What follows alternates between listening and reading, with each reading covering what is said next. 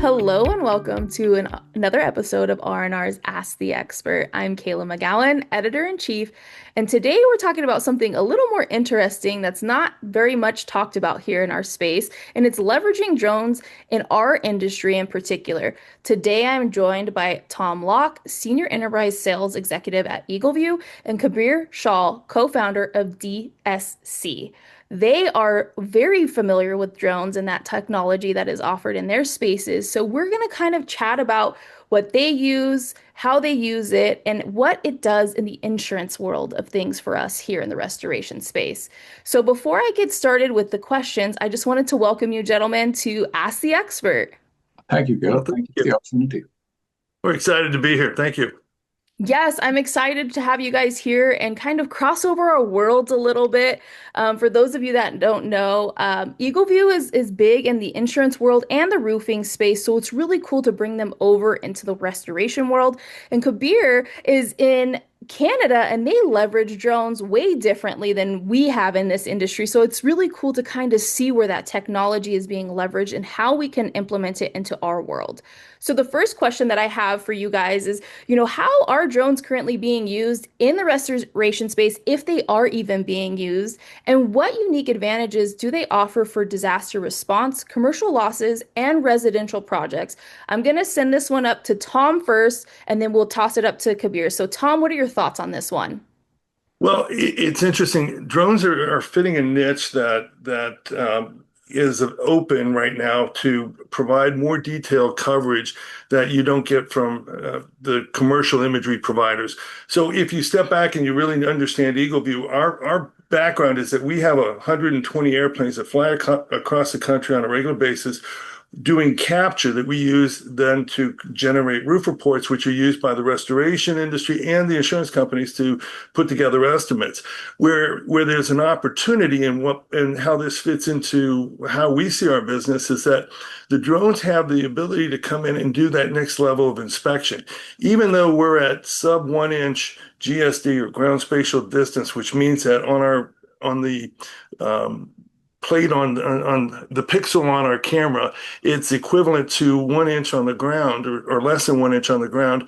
It's still not enough resolution to be able to identify where there's damage or damage that's been caused by hail or any other storm. So you still have to get out there, you still have to do the inspection.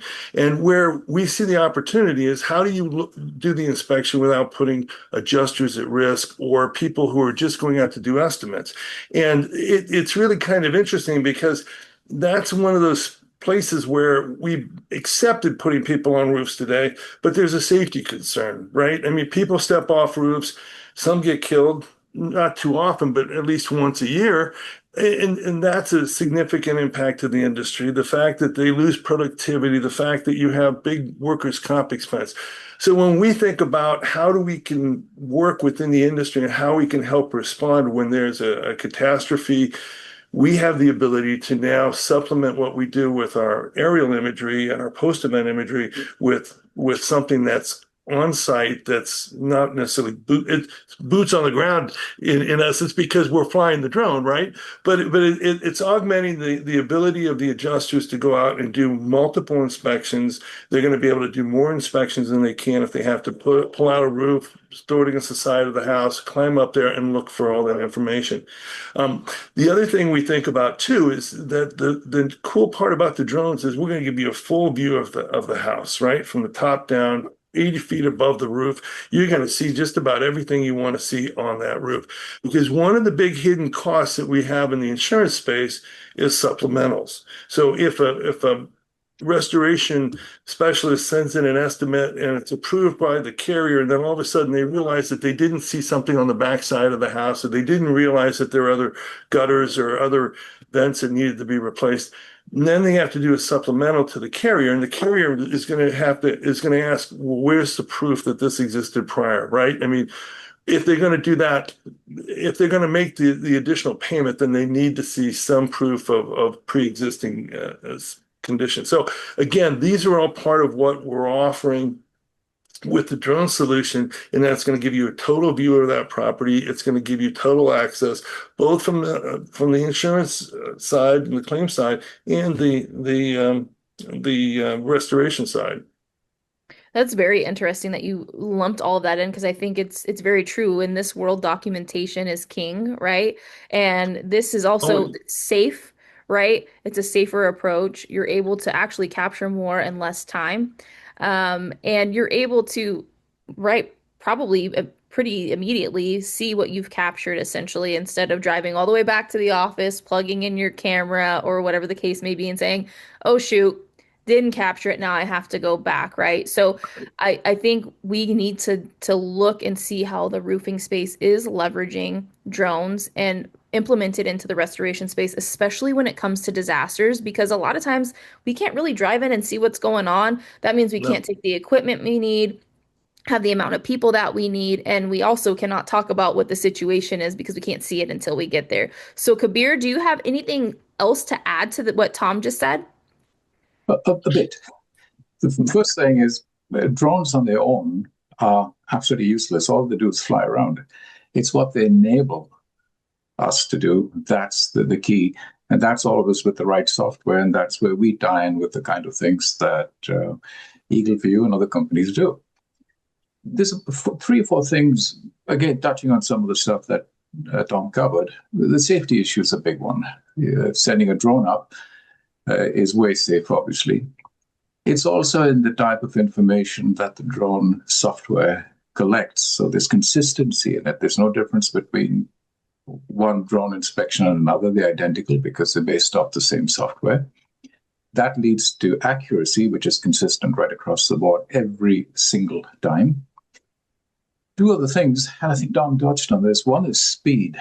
The number of scans, drone scans that you can do on residential properties in a day is enormous. It depends on drive distances and stuff, but generally, if they're using a cat event, we have pilots that go out and to 25, 30 a day, and all the data is collected with the same consistency and accuracy as each other job. Last point I'd like to make is around resource optimization, because I think this is a key area that we, as a drone scan provider, offer, is the roofer does the roofing bit and the estimates. The adjuster does the adjusting. We actually provide the data. There's no point in sending out an adjuster to do a flight when they can be adjusting a job.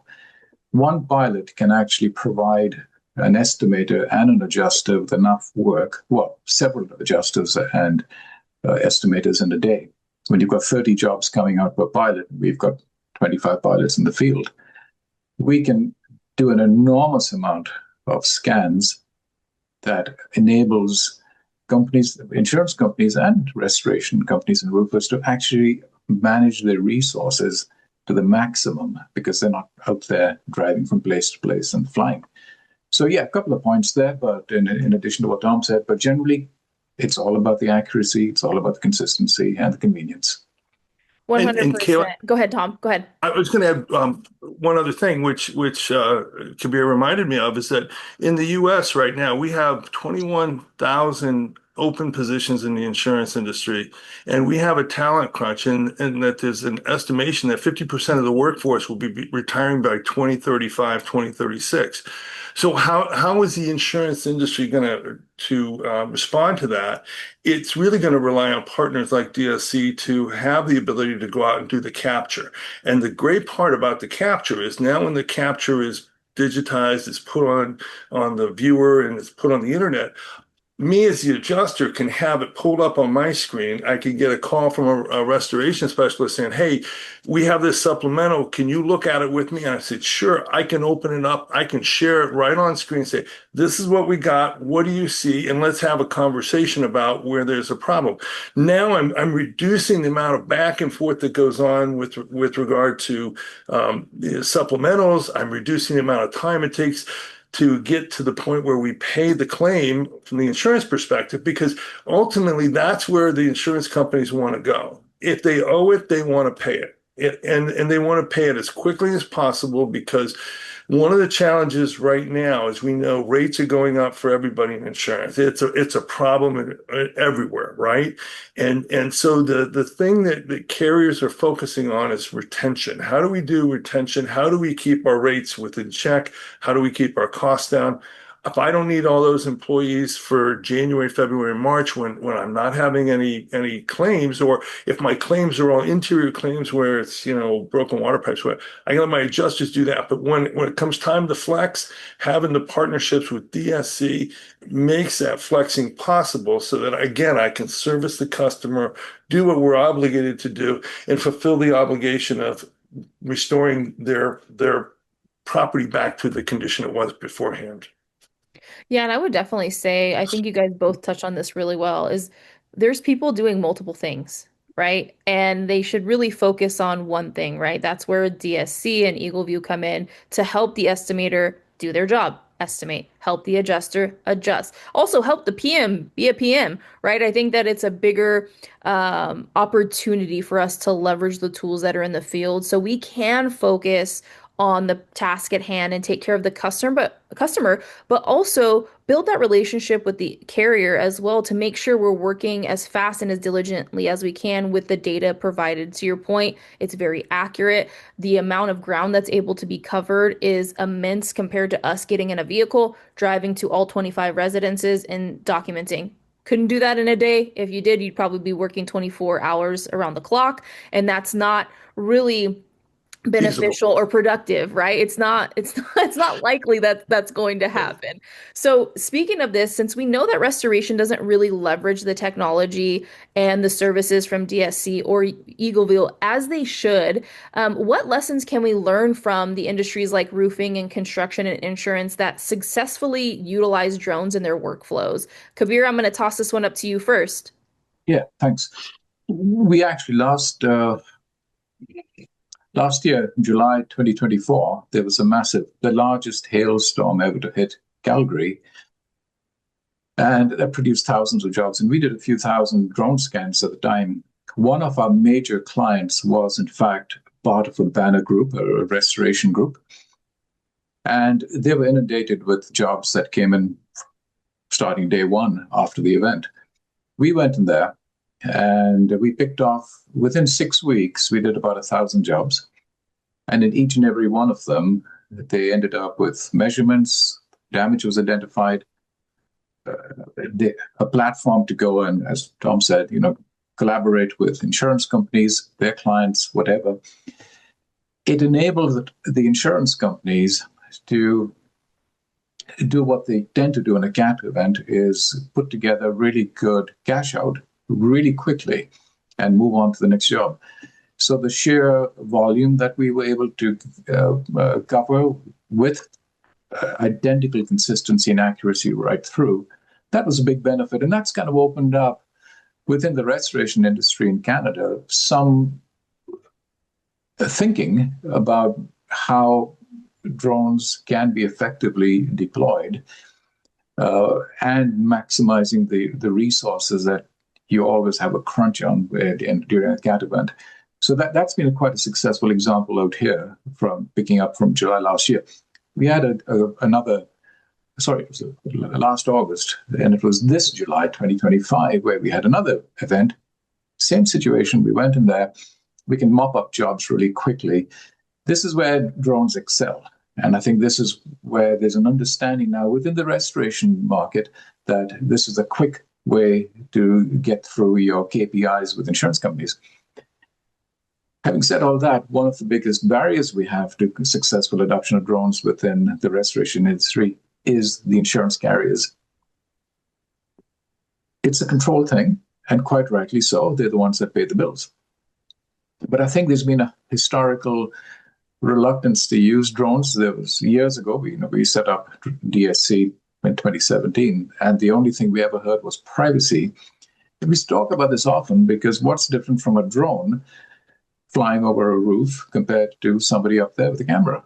As far as it's always about the neighbor's swimming pool, and there's not a lot of those in Canada anyway, and there's not a lot of people that go swimming in the middle of the day when we do our scans, but that was always the example of the neighbor's swimming pool. thousands of jobs later, we're still looking for that neighbor swimming pool that never shows up. And software like Eagleview, in fact, captures only the roof anyway. So unless somebody's sunbathing on the roof, nothing's going to happen. But this was the issue we have seen again and again. This is the issue, rather, that we see again and again here is until the insurance companies are convinced, and they're getting there, restoration companies have a massive barrier to get around in using this technology. And I would say that does make a lot of sense because I think we're slow in adapting technology in the restoration space too. So that also is not in our favor either, right? Mm. So we're kind of fighting a couple of different battles there. But I think that to your point, privacy is always a concern, even when we're going in and documenting at somebody's home. There's tools that allow you to blur family photos and things like that, but there is always going to be that concern. And I'm glad that you touched on that and mentioned, Eagleview scans the roof, and unless you're up there on the roof, you really don't have anything to worry about at the end of the day. So, Tom, would you like to add anything to what Kabir just said? Sure. I think what Kabir pointed out is important to think about. Back in 2017, when drones first came out, they really relied on the skill of the pilot to fly the drone.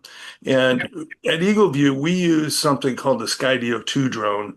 And the SkyDO2 drone actually embeds within it an NVIDIA chip, which has the ability to process, I think, like 1 million images per second. So when you take a drone and you point it at a structure and you say, hey, fly this structure, and the drone has within it the flight plan or generates a flight plan autonomously for that structure as it's flying for that structure. The camera only focuses on the structure.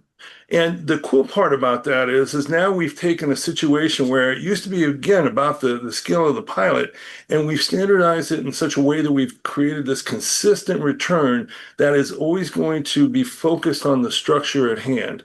That's a big difference. And that's one of the things that really has changed the industry. And it's part of what I think has been the evolution of this from uh, the idea that it was an unfulfilled promise when it first came out, because you had guys who didn't know how to fly. They didn't know what they were trying to capture. They were capturing this when they needed to capture that. Now, with the consistency of the solution, a reasonable pilot can go and do what Kabir is talking about and do this capture and have that same consistent presentation to the adjusters every time. And that is really the difference of where we are today. That's why it's more of an opportunity for in the restoration side to meet the insurance side, because the insurance side doesn't want you cherry picking what's good for you. They want you to do something that is consistent every time, that is presented to the carrier in such a way that they can make an analysis, and the conclusion would be the same as the restoration person, right? If you can do that, you've bridged that gap that has existed before, and that's what's important. So I totally agree with Kabir's analysis, and would suggest that if restoration companies want to start using drones, they should talk to the carriers that are in their area, the carriers that they're going to work with, and say, hey, what makes sense to you? If I do this, will you accept that? And get some buy-in as part of the process. And using a provider like an Eagleview or another, one of our competitors, if you want. I didn't say that, but it at least establishes what you're doing makes sense, and it makes the investment worthwhile. And then you can build the workflow that matches what you want to accomplish. And now we start seeing the value unfold, and the value now becomes available to all sides. Well, and I think you touched on something really important there is actually build that rapport and talk to the carriers in your area about why you would like to implement, drones and the technology that they offer and the accuracy and consistency that they offer. And there's a safety factor there too, especially in catastrophic events, excuse me. Um, Mhm. but I think one thing that I think people probably think about is the cost, right? What is this cost for the contractor? We don't have to speak exact numbers, but I think that's probably what goes into people's minds on both the contractor side and the carrier side of things, right? I know we've talked about real world examples, their efficiency, its safety, but when it comes to cost, is it manageable for both sides of the equation, the contractor and the carrier so that, at the end of the day, the consumer is still being taken care of. Tom, what are your thoughts on that? And then we'll ask Kabir as well. I was going to let Kabir handle that one first, but Go for it. He can if you'd like. no, I'll take it first. I think the cost factor is one of those things where a good operator is going to step back and really do their analysis and start putting a lot of different things on a spreadsheet. One is the time on site. And using a drone, you're going to be much more efficient on site. It also is going to allow you the opportunity to have a conversation with the policyholder or the homeowner who's going to come out and say, "Hey, what are you doing?" And I'm just inspecting your roof. Would you like to see this? And now you start building a rapport, and they see you as a collaborator with them because you're showing them something that they can't otherwise see.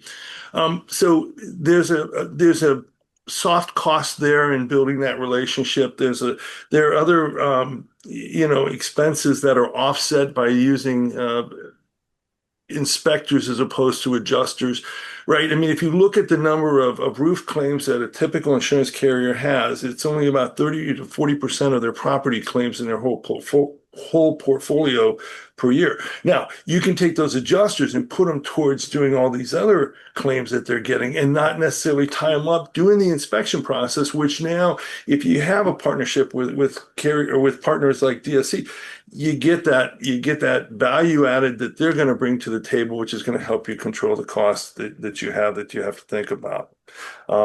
So I think there's ways of looking at cost and managing it, but you have to look at the real cost and start thinking about productivity and I do see the risk of someone falling off a roof. It can be devastating to a company, at least in the U.S. I was talking to a carrier that was telling me that one of their adjusters fell off and was killed. They ended up paying for 7 years. They paid on that in the workers' comp bill, in addition to the wrongful, everything else that goes along with someone passing away and the obligation that company has to the widow and the family. So it happens, and you don't want to see it, or you can fall off a 312 pitch and it's not the fall, it's the landing that kills you, right? Or what you hit on the way down is going to cause some damage, and those are all those are all soft costs, but they do factor back into the cost of having a program. So, Kabir. Okay. So we studied the cost issue really carefully before we put together an insurance offering in Canada. So at this point in time, most insurance companies in Canada pay a certain amount to a GC, to a contractor, or to a roofing company to carry out an inspection and produce an estimate. In about 80% of those cases, 85%, our service, including the software charges, is lower or equal to that. So straight off the bat, you're not going to be paying more just because you're using a drone company and a software provider, paying more than you're currently paying. In addition to that, again, going back to the accuracy and consistency of the program that we offer in collaboration with our software partners, you can have fewer supplementals coming up. You can have fewer errors. You're going to have fewer going over the loop again. And you're going to have people doing what they do best rather than trying to do many. And we've touched on this earlier, this whole thing about resource optimization. So when you take those, and these are the soft costs, right? That fewer supplemental estimates, fewer changes to the job, fewer leakage examples, and attach that to the hard cost that is generally, in the overwhelmingly majority of cases, it's cheaper to use a drone jockey and software than your own employee going out there. It's a no-brainer. In fact, what we always suggest to insurance companies is actually run a test. Send your own people out, get the whole thing done, hand over a couple hundred jobs to us, and work it out yourself. That's the way to do it. But overall, it's cheaper to use the software and a professional drone pilot than to use in-house resources. It's cheaper than what is currently being paid, and you end up with a better result. And I think Kayla, that, go ahead, go ahead. no, I was going to add one more thing to this because I think Kabir hit on something important too. Um, if information and capture is knowledge, right? Information is knowledge.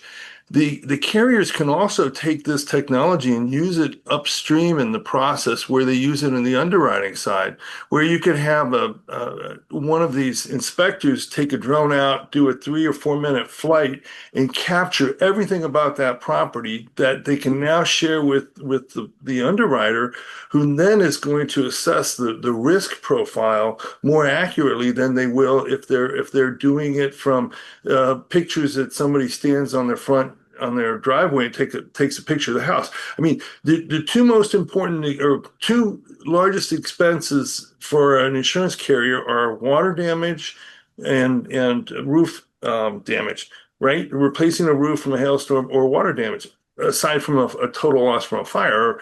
Those are the biggest expenses, and not having that information up front is really they're taking they're taking a risk, and having that knowledge up front. And like Kabir said, if you look at the cost of doing that on a large scale and having that information in order to be able to really analyze the property before you bind coverage, you're going to put yourself in a lot better position.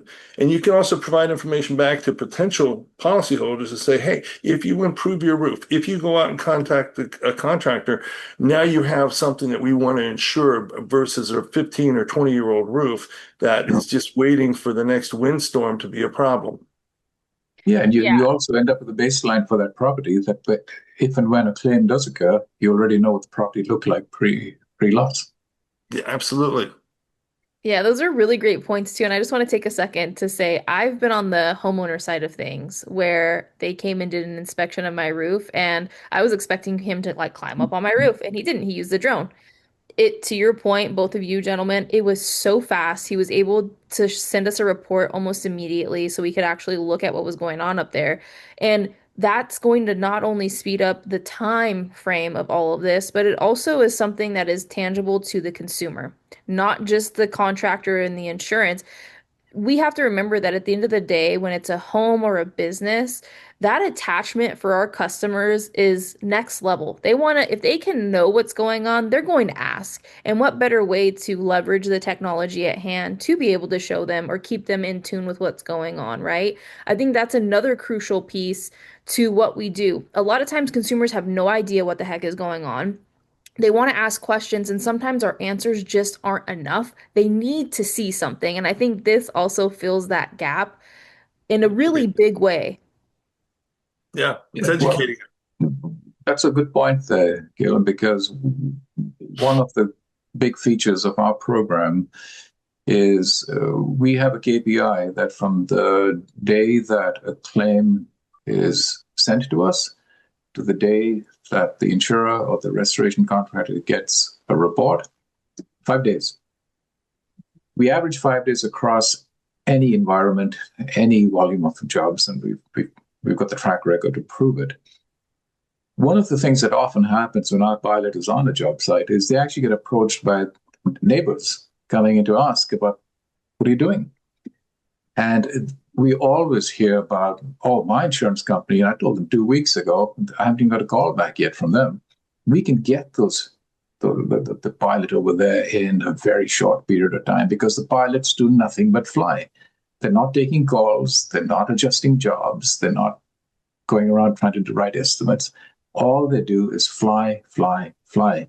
And the speed, and that 5 day turnaround in a CAT situation is remarkable because generally it's 2 weeks before you can get an estimate coming in, let alone anything further after that. So it's a massive advantage, I think, to any insurance company that has a service like this to be able to show their clients that they really care, that they're out there really quick, and to get the claim settled quickly too after that. Yeah, those are really great points because I also want to weigh on this a little bit too. When your neighbor comes out, let's talk about that being a lead for your potential business, right? And you're building rapport because you're out there, you're a person, you're able to talk to them. And then what better way to say, hey, yeah, actually, when I'm done here, I can actually go take care of your property, right? It's in the field customer service that's converting and taking care of that customer, more importantly. 2 weeks. Imagine what that 2 weeks would look like if you didn't have that technology. It's like, oh, okay, let me call the office. The office will get somebody out here because I'm scheduled to work this particular project. And so it speeds up the process, but it also gives you white glove customer service, if I'm being quite honest. Right now, customers really focus on your customer service. And that means education, showing up, responding when you're asking questions and things like that. But what better way to give them that impression of, hey, we'll take care of you right now, where otherwise they may not have that instant satisfaction to be taken care of right away, which unfortunately, in cat events, sometimes it is 2, 3, 4 weeks. I mean, let's look at Asheville. I know that there's still stuff going on there, from Helene and Milton in Florida. There's a lot that goes on to all of this. It's not just I'm going to fix you in a month, right? And so if we had that technology, we could really take better care of our customers at the end of the day. Yeah. So we're coming into the end of the year, right? 2026, we're always talking about what's going to be new, fresh, fun, how are we going to advance the industry? And we know that there's always innovations, there's regulatory changes. Do you guys anticipate, drones maybe really rearing their head in the restoration space, particularly in the US market, since I know Kabir, you guys are leveraging them there in Canada? Especially when it comes to large scale disasters and commercial losses, right? We just had all those fires in California. We had flooding in Texas and I believe Milwaukee and all these places. Those would have been great opportunities for us to really leverage the technology. So, Kabir, I'll go back to you on this one and your thoughts, and then we'll toss it up to Tom. Yeah, so some really interesting drone technology. It's been around for years, and we used it a couple of years ago in large scale events. So there was in British Columbia, there was a severe flood, and a couple of towns got particularly hard hit. We went out with a fixed wing drone, so that's a little different from the ones we generally use for one-off structures. And we digitized a small town in about 45 minutes. And what the insurance company ended up with was every house, every street, everything in that town, also showing the watermark against the side of houses, so they knew exactly how high that flood water had got. Because by the time we got there, the flood water had moved on. It was on a hill. 45 minutes to digitize it down, and it was literally a 3D model that you could turn and twist all over the place and look at any way you like. This was a couple of years ago. It takes time. And there's a reason why we're still talking to insurance companies. You'd think that for a company that was set up in 2017, by now we'd have the entire insurance market wrapped up. We haven't. To your point, Gil, it takes a heck of a long time for insurance companies to identify, research, qualify, and accept any technology change. So we're still, I'd say, about halfway through. But this is the kind of stuff we hope to carry forward because drone technology is changing. It's not necessarily new and different things. Basically, you need to see a structure or a bunch of structures quickly and accurately. What's changing is the speed with which the job can be done, the accuracy with which the results come out. This is the kind of stuff that is going to make a difference. And I think the demand in the public domain is quicker results. Nobody likes to wait. This is an age of instant gratification. So drone technology, backed up with the software that we're using from companies like Eagleview, is going to allow that. And always going back to the speed and accuracy piece, it's going to get better. As far as drone regulations go, there's been some changes in Canada. The last change was back in early November of this year. The changes are not related necessarily to insurance. In fact, those changes don't really make any difference to the way we do jobs. An insurance claim inspected by a drone is a simple thing within the regulatory environment. So whatever changes are taking place, they don't really affect us directly. But if you're doing, wind towers and pipelines and railway lines and stuff, yeah, some of those changes make a difference there. But for the kind of stuff that we're talking about, which is houses or towns, nothing much. It's always been quite easy to do. A few years ago, we were doing an application for every job. Now it's kind of pre-approved in some ways, and Transport Canada has been absolutely great with this. Transport Canada is like the FAA, I guess, has been great with the kind of acceptance of drones within the overall aviation industry. It's been quite easy. So no massive changes on the regulatory front. I expect, putting you on the spot, Dom, that there's going to be massive improvements on the software side. That's what we're waiting for. Make our lives easier, Dom. Yeah. Yeah. Yeah, the changes that we see first to macro level, we see more focus in the U.S. right now on beyond visual line of sight, which is um, doesn't apply like Kabir was saying to the home inspection because they're looking at um, construction sites or wherever where there's a drone that just goes out and flies the same pattern every day, and then they use it to do a compare, pre and post comparative, so they can see what's changed over time. Where we see the challenge in the U.S. right now is I think there was a hangover from the first time the drones came out in 2017, 2018, where a lot of people made investments in them, not understanding the challenge of flying drones to where they've evolved to today, right? It's the difference between a Model T and a robo-taxi in that it was a flying camera to now it's a flying supercomputer.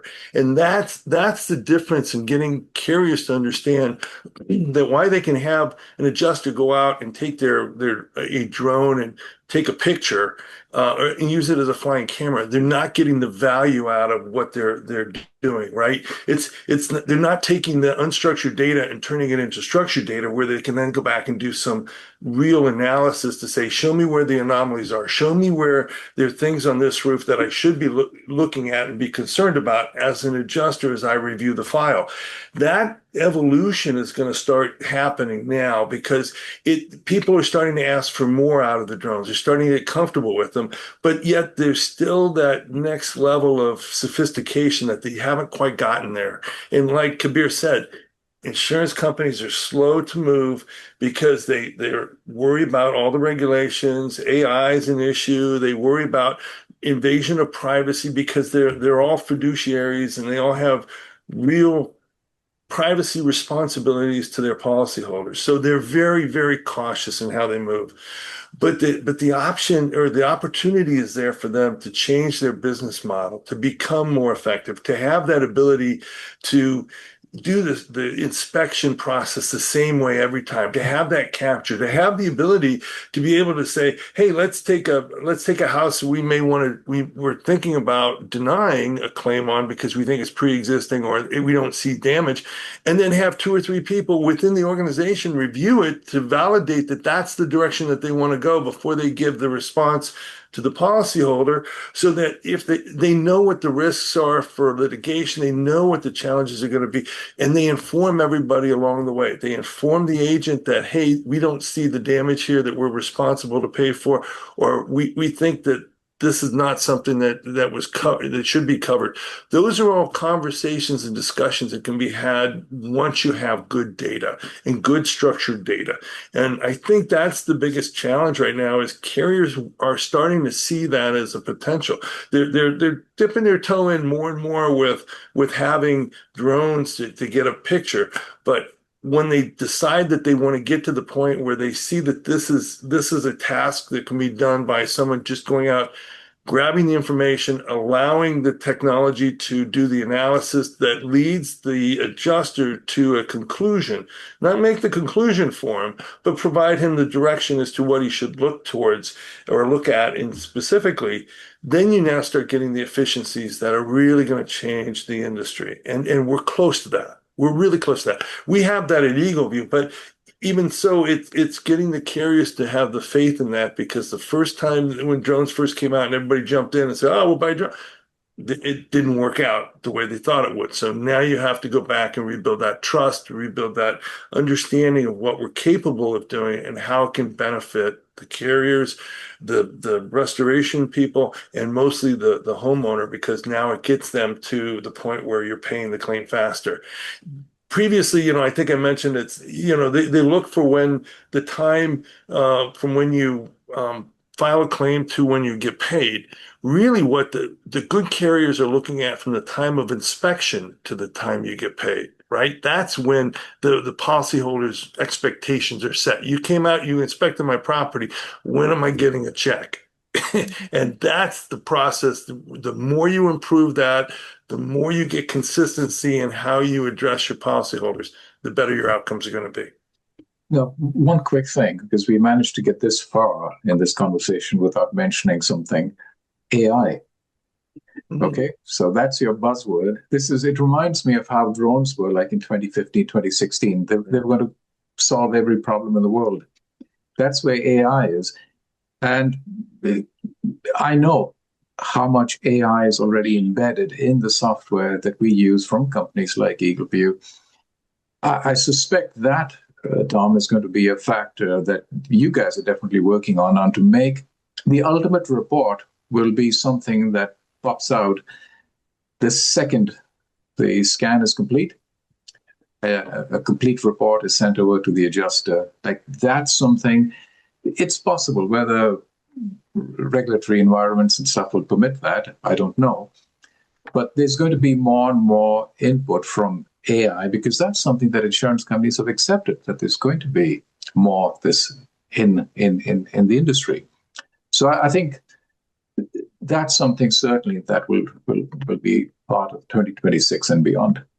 Yeah, I may caution a little bit on that. I know the Departments of Insurances are a little bit slow on that right now. And they're being conservative, and that's their job. But it is something we are looking at is how can you generate an estimate electronically from the point of you doing the scan that the adjuster only has to approve or not. And again, it depends. If you're paying the roof, what you need to capture and document is completely different than what you're going to do should you decide to not that you don't see the damage that you're responsible for.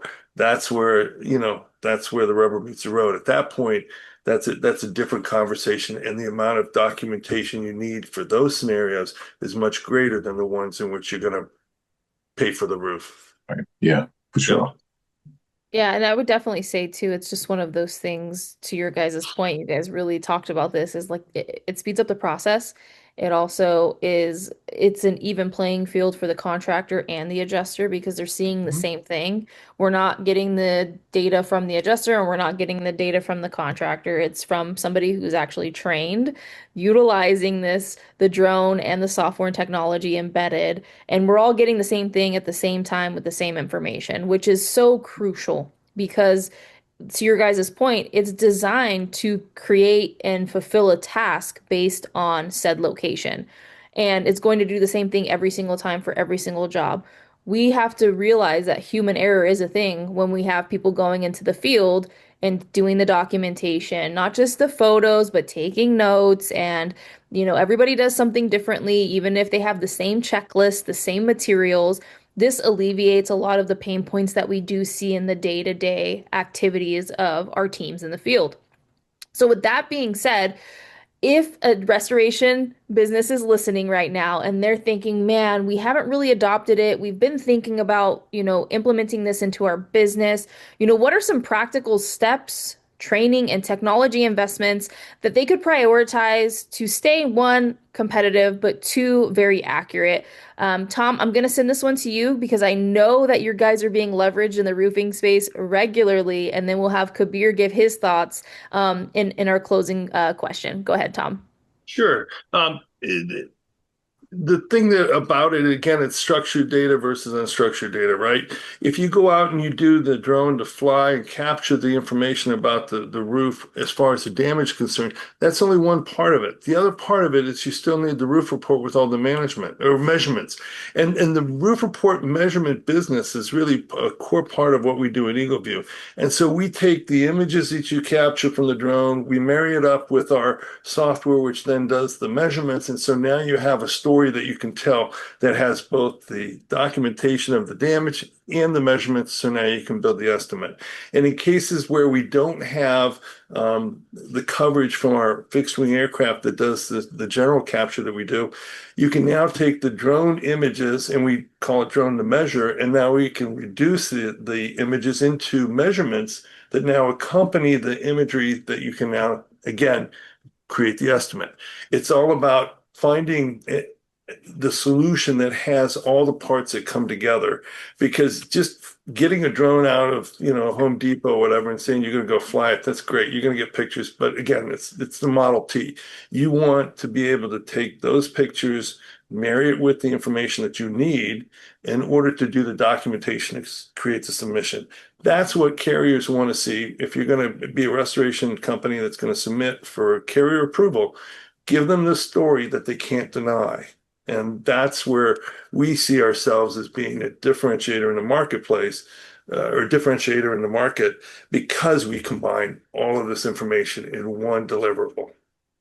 Well, I was going to say too, before Kabir gives his thoughts, you know, training is one thing that we rely on in resources for all industries, but particularly in restoration.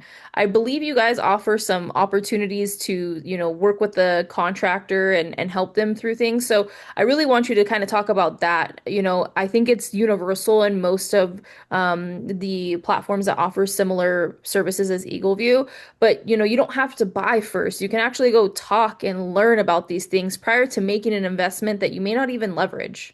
Oh, absolutely. I would recommend talking to one of the sales reps of whichever company you're going to work with, and ask them to bring it out and let you use it, and have it for a week, and play with it.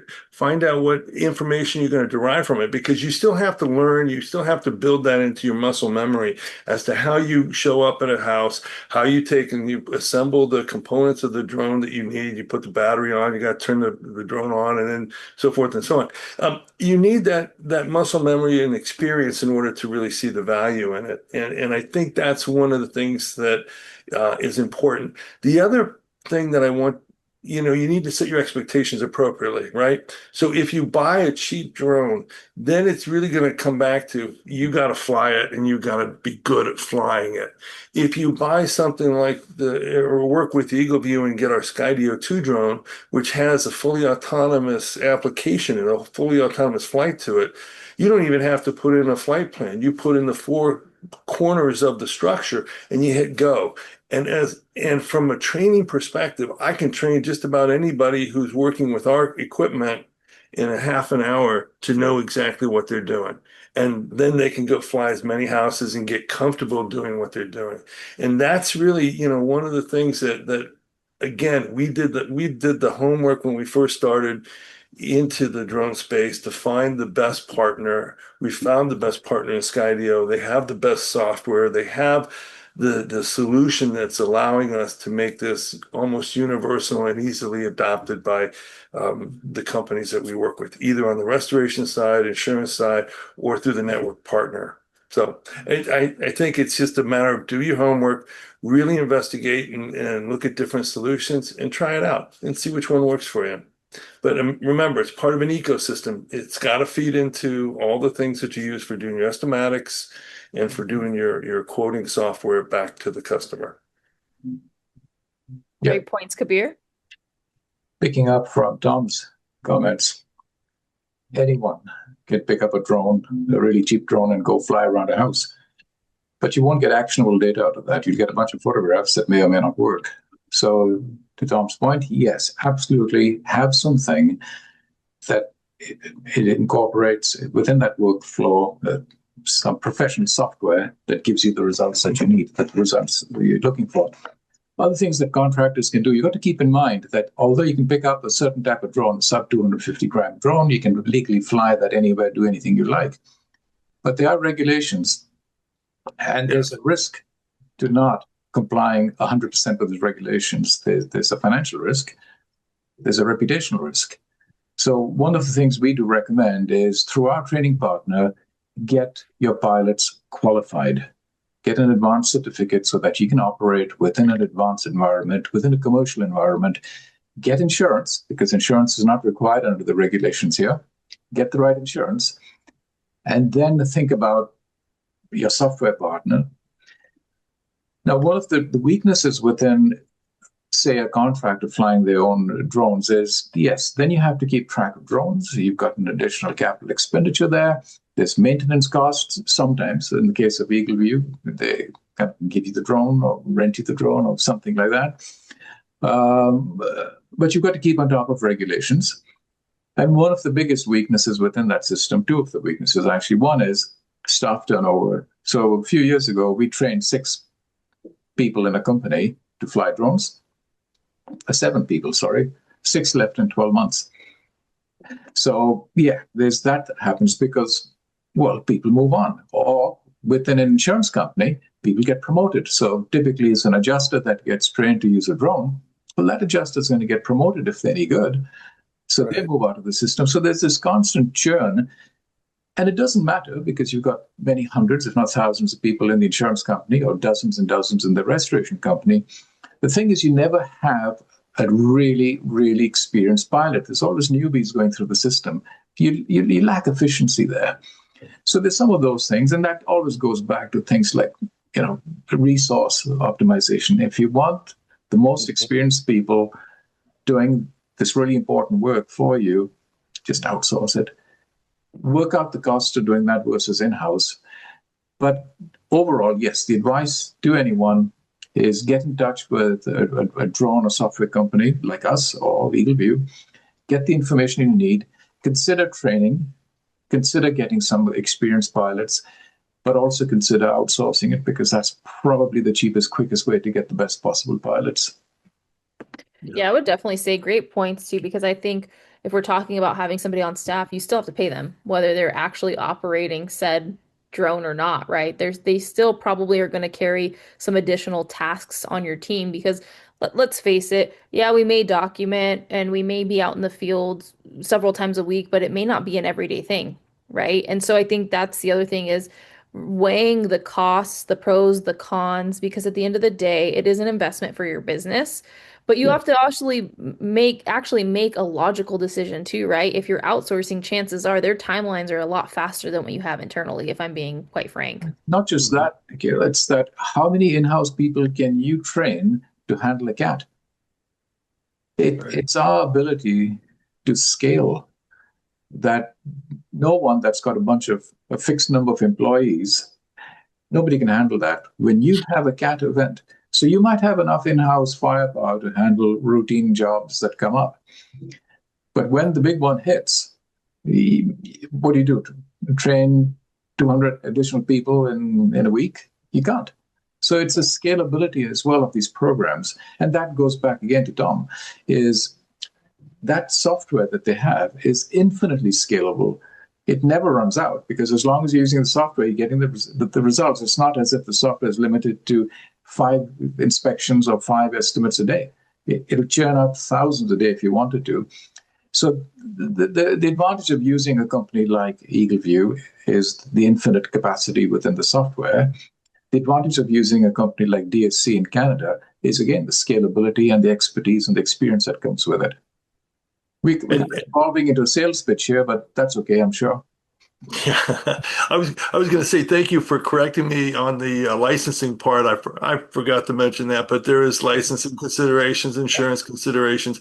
So there are reasons to really think about using DSC or another outside provider. But again, in order to make those decisions, I think good companies are going to take the time to learn the process, understand what they want to implement, figure out how it fits in your workflow, and then find a partner that's going to be able to provide those services on a regular basis and a partner you can depend on. And that's where I think a DSC solution for the carriers becomes a really strong proposition that makes a lot of sense. And it's probably the same for the restoration business as well. Absolutely. Yeah. Deal with a professional. And again, speak to Eagleview. Don't go into this sort of by gosh or by golly and get it done. Speak to companies that have been in the industry for years. This is a new industry, 10 years maximum. Speak to the people who've been there for that long. Yeah. Very true. You guys offered some really great insights the entire time. And I think for those listening, we have to evolve and adapt, not just for ourselves, but for the carrier, obviously the restoration space, but our consumer. At the end of the day, the common denominator is the consumer, and we need to start leveraging things like drones, software, all those fun things to make sure that we're advancing our industry forward, speeding up that process for the consumer. Tom, Kabir, thank you guys so much for this opportunity. I've Thank had a you. blast talking to you guys today about Thank all of you. this. And for all of you listening, thank you for tuning in to this episode of Ask the Expert. We'll see you on the next one. Take care.